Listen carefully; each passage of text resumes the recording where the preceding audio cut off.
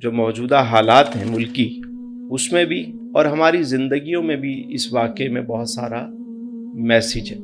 بادشاہ بڑا خوش تھا، اس نے اپنے وزیر سے کہا جو اس کے ساتھ تھا کہ آج میں خوش ہوں، مانگو کیا مانگتے ہو؟ وزیر نے کہا کچھ نہیں بادشاہ سلام۔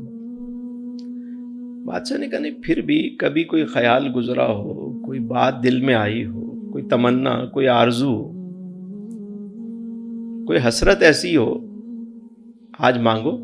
اس نے کہا بادشاہ سلامت، میرے دل میں یہ بات آتی ہے، کبھی کبھی یہ خیال آتا ہے کہ آپ کی اتنی وسیع سلطنت ہے، اس میں ایک تھوڑا سا حصہ، چھوٹا سا ایک پارٹ، چھوٹا سا حصہ مجھے بھی مل جائے۔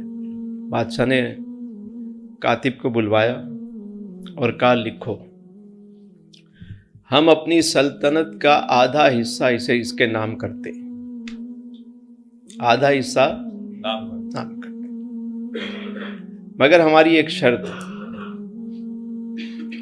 یہ ہے کہ یہ ہمارے 3 سوالوں کے جوابات دے گا،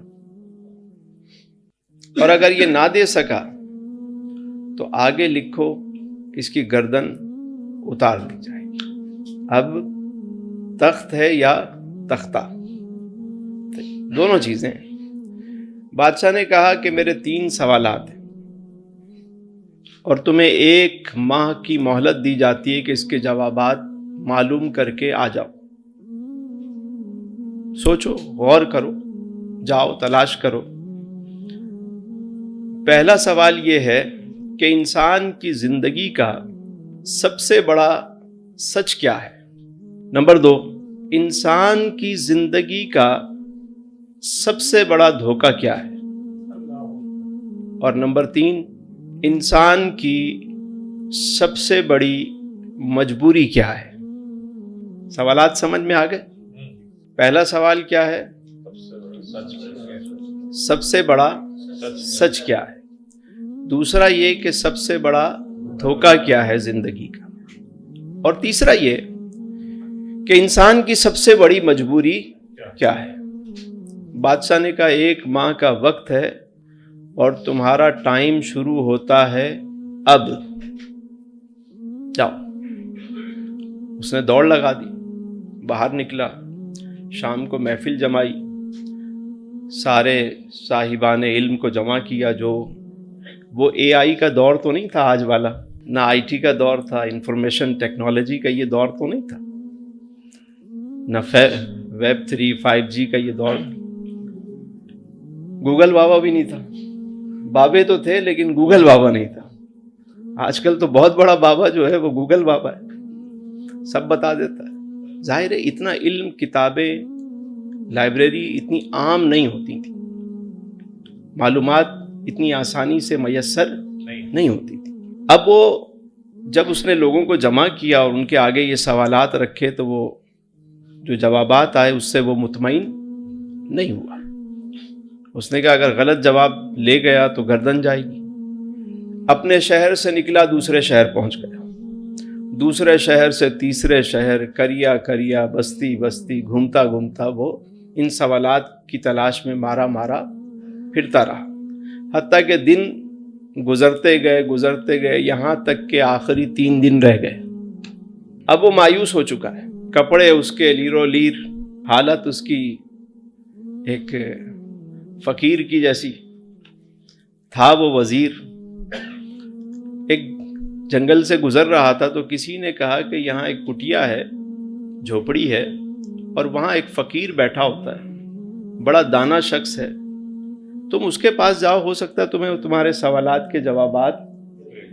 مرتا کیا نہ کرتا، پہنچا۔ اب جیسے ہی وہاں پہنچا تو کیا دیکھتا ہے کہ وہ فقیر بڑے اطمینان سے بیٹھا ہے اپنی جھوپڑی میں، ساتھ میں باہر اس کے پاس ہی ایک کتا بھی ہے، اور دودھ کا پیالہ ہے، کتا جو ہے اس پیالے میں دودھ پی رہا ہے۔ جب یہ گیا اس کو سلام کیا، بات چیت کی اس نے۔ فقیر نے کہا وزیر صاحب آپ صحیح جگہ تشریف لائے ہیں، خوش آمدید، ویلکم، آپ کے 3 سوالوں کے جواب میرے پاس ہیں۔ وزیر حیران ہوا کہ پہچانا کیسے اس نے کہ میں وزیر ہوں اور میرے پاس 3 سوال ہیں، میری تو فرسٹ ٹائم ملاقات ہو رہی۔ اس نے کہا جناب عالی آپ کو کیسے پتہ چلا کہ میں وزیر ہوں اور میرے 3 سوال ہیں؟ اس نے کہا یہ جو تمہارا بیگ ہے یہ وزیروں کے پاس ہوتا ہے، میں سمجھ گیا تم وزیر ہو۔ سوالات کا مجھے ایسے علم ہوا کہ کبھی میں بھی بادشاہ کا وزیر ہوا کرتا تھا، کبھی میں بھی بادشاہ کا وزیر ہوا کرتا تھا، اور ایک دن میں بھی بادشاہ سے شرط لگا بیٹھا 3 سوالوں کی، اور تمہاری طرح یہ سوالوں کے جوابات ڈھونڈتے ڈھونڈتے میری حالت بھی تمہاری طرح ہو گئی تھی، لیکن جب مجھے جوابات مل گئے تو میں نے جا کر بادشاہ کی غلامی کرنے سے بہتر میں یہیں بیٹھ کر اپنے رب کو یاد کرنے لگ گیا۔ تمہارے سوالوں کے جواب میرے پاس ہیں، 2 جوابات تو میں ویسے ہی دے دوں گا تمہیں، مگر تیسرے جواب کے لیے تمہیں قیمت ادا کرنی پڑے گی، مفت میں نہیں ملے گا تیسرا جواب۔ کیونکہ ہمارے یہاں بھی مفت کی چیز تو پھر لوگ قدرگاں کرتے ہیں اس کی۔ اس نے کہا اچھا جو میرے پاس ہے وہ حاضر ہے، آپ لے لو، سب لے لو، بس مجھے جوابات دے دو تاکہ میں وہاں پہنچوں اور آدھی سلطنت لے لوں۔ سودا کوئی برا تھوڑی ہے، میرے پاس جو ہے آپ سارا لے لو، جو اشرفیاں بچی ہیں، جو کچھ بچا ہے آپ لے لو۔ فقیر نے کہا کہ ٹھیک ہے، قیمت میری مرضی کی ہوگی، پہلے تمہارے 2 سوالوں کے جوابات میں دے دیتا ہوں جو مفت میں دے رہا ہوں۔ پہلا سوال تمہارا یہ ہے کہ زندگی کا سب سے بڑا سچ کیا ہے؟ جواب یہ ہے کہ زندگی کا سب سے بڑا سچ موت ہے۔ زندگی کا سب سے بڑا سچ موت ہے۔ یہ ایک ایسا اٹل فیصلہ ہے، اتنا بڑا سچ ہے یہ، یعنی کفن کا یقین ہو نہ ہو، جنازہ ہوگا کہ نہیں ہوگا اس کا یقین کنفرم کوئی نہیں کہہ سکتا، لیکن موت کا یقین سب، مسلمان ہے، غیر مسلم ہے، کوئی بھی ہے، یہ ایک ایسا سچ ہے۔ لیکن حیرت یہ ہے کہ اب اس سچ کو بھی ہم بھلا بیٹھے ہیں۔ روزانہ جب سے یہ سوشل میڈیا آیا ہے عجب کام ہو گیا۔ پہلے تو کبھی کبھی خبر ملتی تھی کسی کی، یا مسجد میں کوئی اعلان ہو جاتا تھا تو پتہ لگ جاتا تھا کہ کسی صاحب کا انتقال ہو گیا۔ جب سے یہ سوشل میڈیا آیا ہے صبح صبح مطلب خبر ملتی ہے، جی وہ بھی چلا گیا، وہ بھی گیا، وہ بھی گیا۔ اور خاص طور پہ جو ظاہر ہے کہ سوشل گیدرنگ جس کی زیادہ ہوتی ہے تو ہمیں زیادہ اس طرح کے میسیجز بھی زیادہ آتے ہیں کہ فلاں کا انتقال ہو گیا، دعا کریں فلاں کے لیے۔ تو روزانہ خبریں جو ہے وہ مل رہی ہوتی ہیں، اور آپ کی نظروں سے بھی گزرتا ہوگا، جو آپ کے فرینڈز کا سرکل ہے اس میں بھی لوگ پوسٹ لگا دیتے ہیں، جنازہ بھی پڑھتے ہیں۔ پہلے جب جنازہ ہوتا تھا کسی دور میں اور جنازہ لے کر لوگ چلتے تھے تو اس وقت یہ ہوتا تھا کہ کوئی اجنبی شخص کھڑا ہوا ہے اور جنازہ جا رہا ہے، اور وہ سوچتا تھا میں تعزیت کروں تو کس سے کروں، سبھی تو رو رہے ہیں، سب کی آنکھیں نم ہیں۔ اس کو سمجھ نہیں آتا تھا کہ یہ جو وارث ہے وہ کون ہے۔ وہ اس لیے نہیں رو رہے ہوتے تھے کہ یہ مر گیا، وہ تو کہتے تھے یہ تو چلا گیا، ہماری باری اب آنے والی ہے۔ انہیں اپنی فکر ہوتی تھی جنازہ دیکھ کر۔ اب تو یہ حال ہے کہ جنازے میں کبھی کہیں قبرستان جائیں تو لوگ وہاں بھی سیاسی باتیں، کاروباری لین دین سب چل رہا ہوتا ہے۔ بالکل یعنی اتنا بڑا سچ جو سامنے ہے، اللہ اللہ اللہ، ہم روزانہ جنازے اٹھتے ہیں، دیکھتے بھی ہیں، لیکن تو اس نے کہا کہ سب سے بڑا سچ کیا ہے؟ موت۔ دوسرا اس نے کہا زندگی کا جو سب سے بڑا دھوکہ ہے وہ خود زندگی ہے۔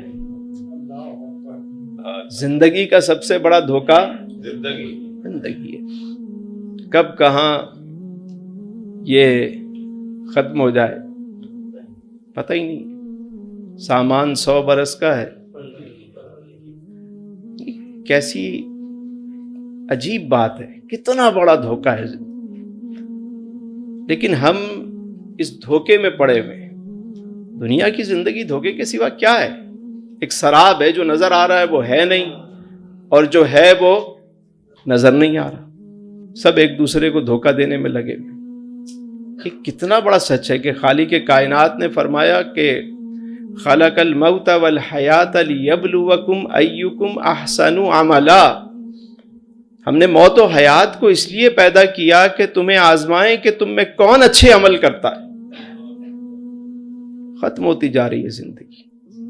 ہم سمجھ رہے ہوتے ہیں ہم بڑے ہو رہے ہیں.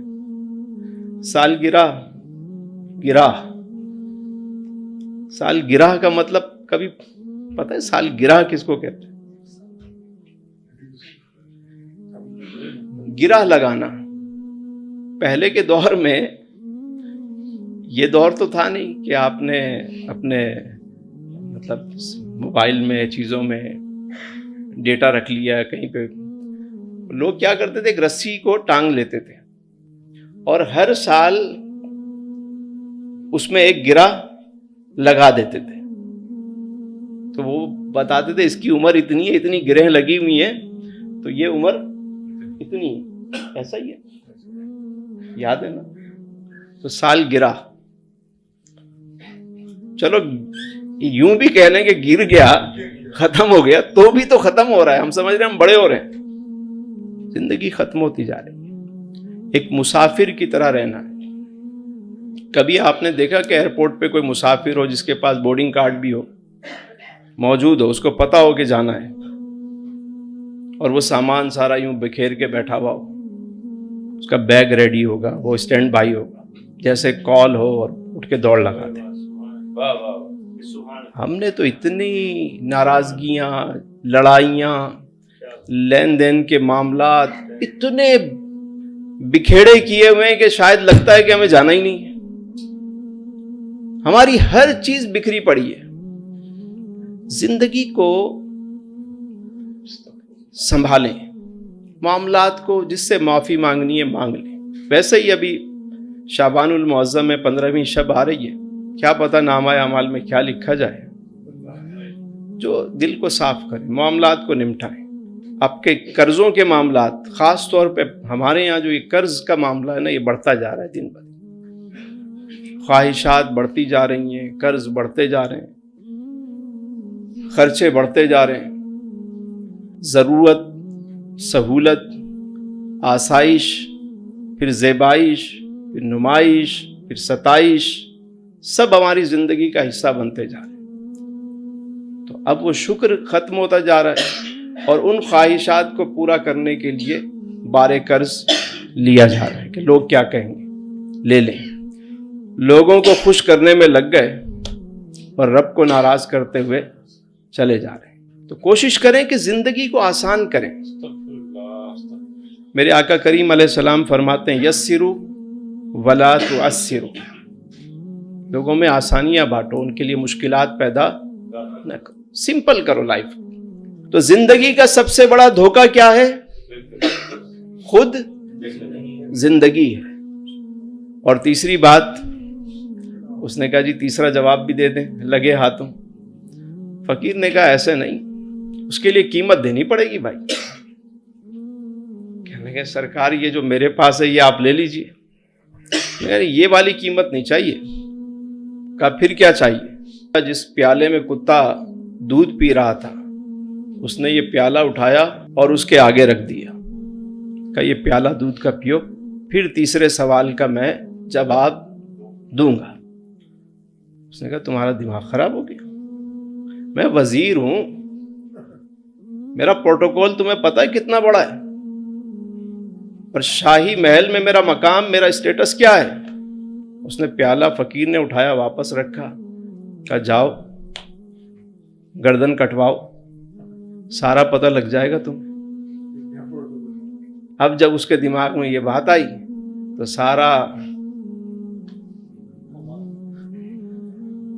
ساری عقل ٹھکانے آ گئی. کیا کیا اس نے؟ تھوڑی دیر سوچتا رہا حتیٰ کہ سیلف ریسپیکٹ ہار گئی، اور اس نے وہ پیالہ اٹھایا اور ایک ہی سانس میں غٹا غٹ پی گیا. کہ آپ بتاؤ تیسرا جواب. اس نے کہا یہی جواب ہے. اس نے کہا یہی جواب ہے کہ انسان کی سب سے بڑی مجبوری غرض ہے. کیا ہے؟ غرض. یہ غرض انسان کو کتے کا جھوٹا دودھ بھی پینے پر مجبور کر دیتا. سمجھ رہے ہیں آپ؟ یعنی آج اگر آپ دیکھیں ہماری سوسائٹی میں جو کچھ ہو رہا ہے غرض ہے. پتہ ہے کہ ہم جھوٹ بول رہے ہیں, غلط بیانی کر رہے ہیں, پتہ ہے, لیکن اپنے غرض اور مفاد کی خاطر, اپنے حرص کی خاطر کیے جا رہے ہیں. ملک داؤ پہ لگ گئے, عزتیں داؤ پہ لگ گئیں, پرواہ نہیں ہے کسی کو. کیا ہے؟ غرض ہے, ذاتی مفاد ہے ان کا. اس مفاد کی خاطر سب کچھ کرنے کو تیار ہو جاتا ہے انسان. اور غرض کا اپوزٹ کیا ہے؟ بے غرض, بے لوس, مخلص ہو جانا. یہ اس کا. اللہ کو مخلص لوگ بہت زیادہ. آپ میں سے پتہ لگ جائے کسی کو یہ جو فلاں شخص ہے یہ آپ سے ملتا ہے کسی غرض سے, آپ کیا کریں گے اس کے ساتھ؟ دل سے اتر جائے گا. اگر آپ کو پتہ لگے کہ یہ شخص اپنی غرض کی خاطر ہی آتا ہے میرے پاس, اب ایک سوال پیدا ہوتا ہے کہ بندہ اپنے رب کے پاس صرف غرض کی خاطر ہی جائے.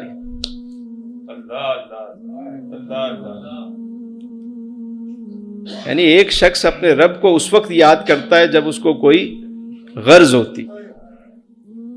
سوچیں, وہ رب اس کی اس غرض کو تو پورا کر دیتا ہے, منع نہیں ہے اسے. جو سوال کرے گا اسے عطا کیا جائے گا. وہ وہی ذات ہے, یہ اس کا حق ہے کہ اس سے مانگا جائے.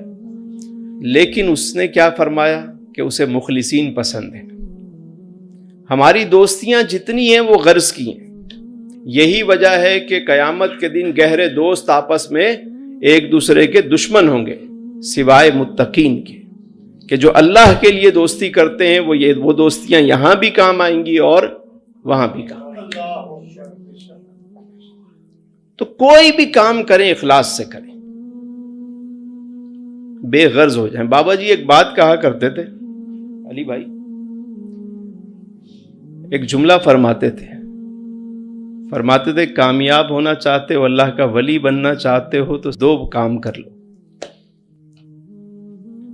پوچھا بابا جی وہ 2 کام کون سے ہیں؟ فرمایا پہلا یہ کہ بے غرض ہو جاؤ اور دوسرا بے ضرر ہو جاؤ. نمبر 1 بے غرض ہو جاؤ, نمبر 2 بے ضرر ہو جاؤ, کامیاب ہو جاؤ. اللہ کو مخلص لوگ پسند ہیں. ایک فاحشہ عورت نے ایک کتے کو اس لیے پانی پلایا کہ وہ پیاسا تھا, اللہ کی رضا کے لیے اللہ نے اس کو بخش دیا. اس بارگاہ میں کوئی بڑے بڑے اعمال نہیں دیکھے جاتے, وہاں اخلاص دیکھا جاتا ہے کہ کون کتنا مخلص ہے, کون کتنا مخلص ہے. ہم سمجھتے ہیں کہ ظاہری چمک دمک چیزیں نہیں, وہاں دل دیکھے جاتے ہیں. دنیا تمہارے چہرے دیکھتی ہے, وہ تمہارے دلوں کو دیکھتا ہے, تمہاری نیتوں کو دیکھتا ہے. تو جو بھی کام کریں بے غرض ہو کر کریں. مطلب آپ نے ایک بینک میں پیسے رکھتے رہے اور دوسری طرف سے آپ نے چیک کاٹ کے دے رہے ہیں, پیسے نکل رہے ہیں, اور بعد میں آپ بینک میں جا کے کہیں کہ میں نے تو اتنا کچھ کیا تھا, میرا ڈپازٹ کہاں ہے؟ کہیں بھائی وہ نکال لیا تھا تم نے. یعنی آپ نے جو دکھاوا کیا, لوگوں کے لیے کیا, تو وہ قیامت کے دن وہ نیکیاں کہاں ہوں گی؟ قیامت کے دن اللہ تعالیٰ ایک عالم کو بلائے گا, وہ کہے گا میرے مالک میں نے بڑی کتابیں پڑھی, علم حاصل کیا, تو نے لوگوں کو دکھانے کے لیے کیا اور لوگوں نے واہ واہ کر دی. ایک سخی کو بلایا جائے گا, وہ کہے گا میں نے تیری راہ میں بہت مال خرچ کیا. اللہ فرمائے گا تو جھوٹا ہے, تو نے لوگوں کو دکھانے کے لیے وہ مال بانٹا تھا تاکہ لوگ کہیں کہ بہت بڑا سخی ہے, اٹھاؤ ڈالو اس کو. شہید لوگوں کو دکھانے کے لیے, لوگ مجھے بہادر کہیں. جب بھی کریں کس کے لیے کریں؟ اللہ کے لیے. تھوڑا عمل بھی ہوگا نا وہ بہت کہلائے گا وہاں پہ, کیونکہ وہ اس کے لیے ہے. ہم جب پسند نہیں کرتے انسان ہو کر کہ کوئی شخص غرض سے ہم سے تعلق رکھے, تو وہ خالق کائنات تو بے نیاز ہے. وہ چاہتا ہے کہ مجھ سے جو محبت کرے میرے لیے کرے, میرا بندہ بن کر آئے. استاد واصف صاحب ایک جملہ کہا کرتے تھے, اب یہ بڑوں کی بات بھی بڑی ہوتی ہے, کیونکہ ہم اللہ سے اللہ کے سوا سب کچھ مانگتے ہیں. اللہ سے اللہ کے سوا سب کچھ مانگتے ہیں. کبھی ہم نے رب کو نہیں مانگا کہ میرے مالک تو اپنی محبت دے دے, اپنے محبوب کا عشق دے دے. بھائی جب ہیرے نہیں ہیرے والا ہی مل گیا, جب خالق کائنات سے کسی کی دوستی ہو گئی, اس کے محبوب کا عشق اسے مل گیا, تو اسے اور کیا چاہیے. تو اس لیے مخلص بن جائیں. اللہ تعالیٰ مخلصین کو بہت زیادہ پسند کرتا ہے.